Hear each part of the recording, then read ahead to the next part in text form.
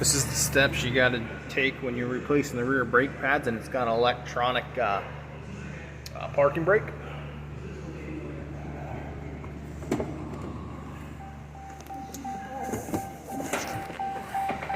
Climb into the vehicle, turn it on.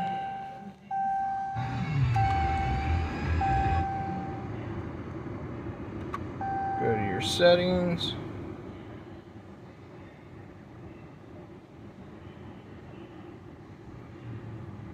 It is either under no.